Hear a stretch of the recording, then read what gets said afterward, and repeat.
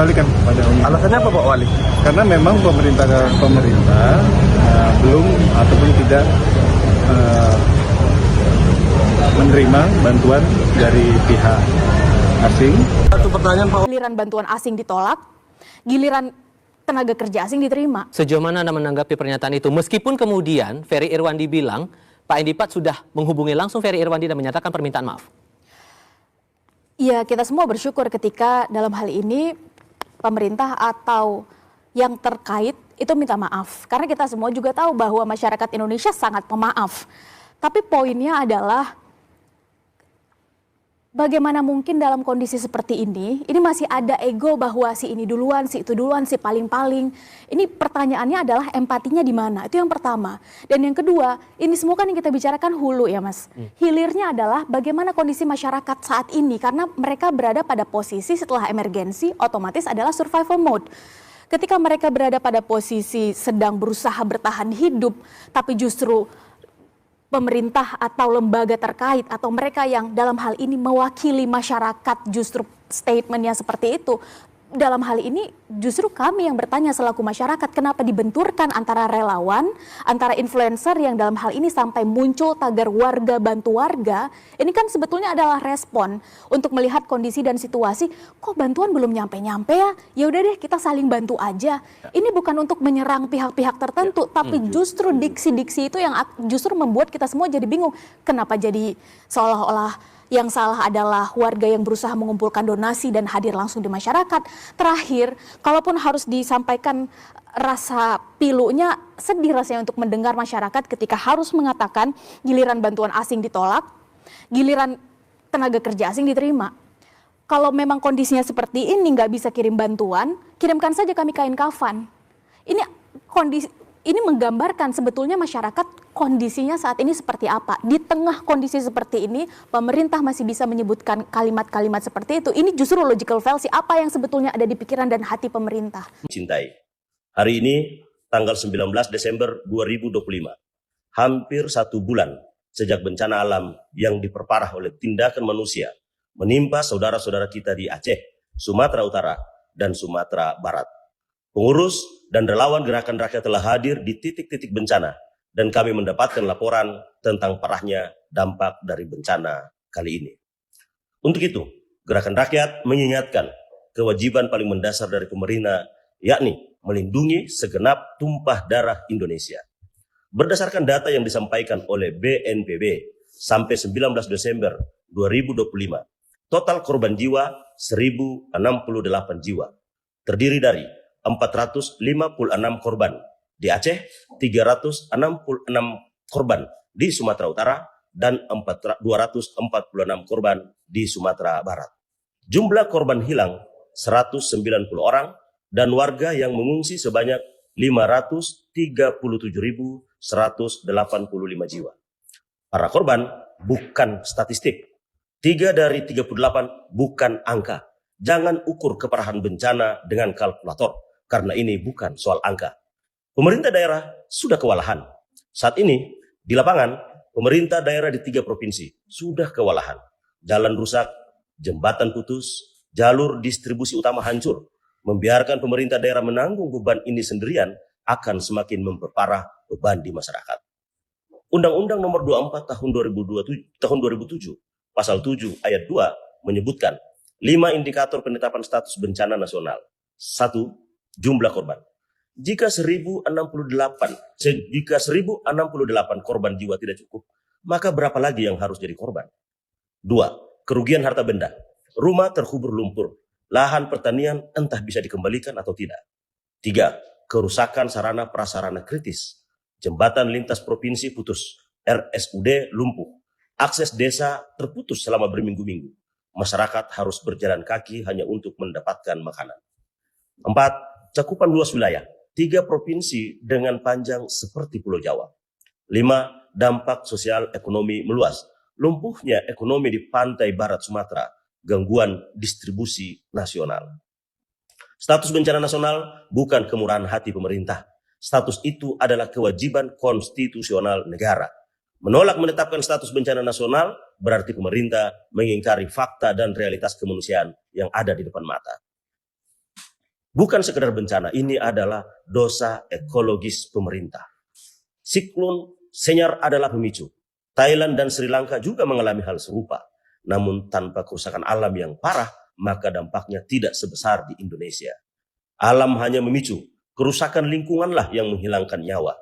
Hujan ekstrim yang memicu banjir, longsor, tidak hanya di Sumatera. Bandung, Saburai Jua, dan Papua juga mengalami hal yang sama. Deforestasi, alih fungsi lahan, dan berkurangnya daya dukung lingkungan yang dibiarkan menjadi faktor utama bencana kali ini. Bencana nasional menegaskan bahwa kerusakan alam sudah terjadi di mana-mana.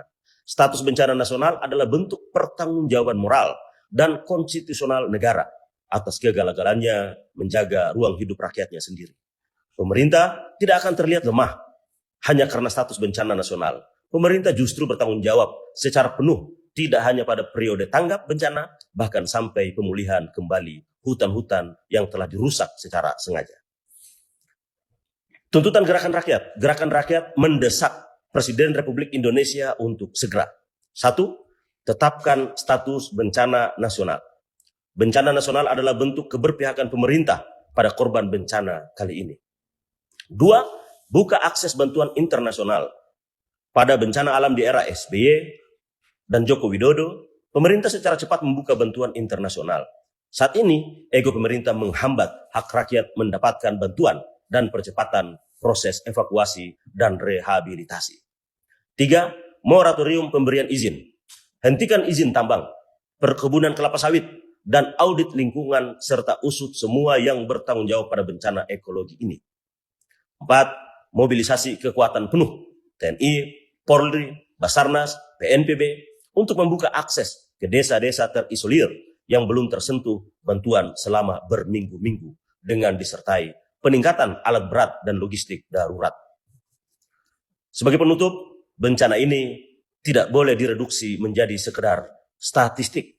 Para korban bukan sekadar angka, ada kehidupan yang hilang dan tercemar rebut dari akarnya. Mereka adalah warga negara yang hidupnya dijamin oleh konstitusi. Tetapkan bencana nasional sekarang. Buka bantuan internasional dan hentikan perusakan lingkungan. Gerakan rakyat akan terus berdiri bersama rakyat terdampak dan akan terus bersuara sampai negara benar-benar hadir. Bukan nanti, bukan besok, tetapi sekarang. Terima kasih. Wassalamualaikum warahmatullahi wabarakatuh. Halo teman-teman, berjumpa bersama saya di Politik Dangi. Sekarang gilirannya gerakan rakyat, ormas gerakan rakyat atau partai gerakan rakyat. Kenapa gerakan rakyat sekarang mendesak Prabowo Subianto agar status bencana di Sumatera bahkan Aceh ini teman-teman menjadi bencana nasional? Kita tahu bahwa bencana ini terjadi sekitar beberapa minggu yang lalu, ya. Kemudian ya semua dikerahkan, ya, baik pemerintah pusat, daerah, relawan, dan ini membuat mungkin tidak terlalu signifikan karena memang daerah yang terdampak cukup luas, ya. Kemudian akses masuk dan sebagainya, teman-teman, ya. Dan menurut para relawan, menurut para aktivis, para penggiat-penggiat civil society, bahwa ini perlu dinaikkan menjadi status bencana nasional. Ya. Dan kalau kita melihat, teman-teman, memang termasuk Anies Baswedan, tokoh nasional, ya, beliau juga memberikan saran kepada pemerintah agar kemudian status bencana nasional ini dinaikkan, ya. Dan banyak lagi, teman-teman, ya. Namun kan kembali lagi bahwa Prabowo Subianto mengatakan, ya, bahwa tidak perlu, ya, karena Indonesia mampu mengatasi hal tersebut. Bahkan yang menarik adalah ketika pemerintah mengatakan dan menolak setiap bantuan daripada luar negeri, teman-teman, yang ingin membantu di Sumatera ataupun Aceh, ya, karena menurut Prabowo, ya, Prabowo mampu atau pemerintah Indonesia mampu mengatasi hal tersebut, ya. Nah, jika Prabowo berjanji dengan hal itu, ya seharusnya kita apresiasi lah ya. Kenapa? Karena kita eh, kita hanya melihat bagaimana keseriusan Pak Prabowo untuk mengatasi hal tersebut, teman-teman. Dan kemudian ya kembali lagi ke ormas, gerakan rakyat yang istilahnya baru sekali ya menjadi ormas ataupun partai, teman-teman ya. Dan ini sangat berani ya memberikan kritikan, memberikan masukan, desakan kepada Prabowo Subianto. Dan perlu kita apresiasi juga ya, karena memang nama besar Anies ya, yang membuat gerakan rakyat ini menjadi dikenal banyak orang. Karena ya dianggap inisiator ya dari gerakan rakyat ini, teman-teman. Dan ini adalah hal yang sangat baik dan positif di negara demokrasi seperti kita sekarang. Bagaimana menurut kalian?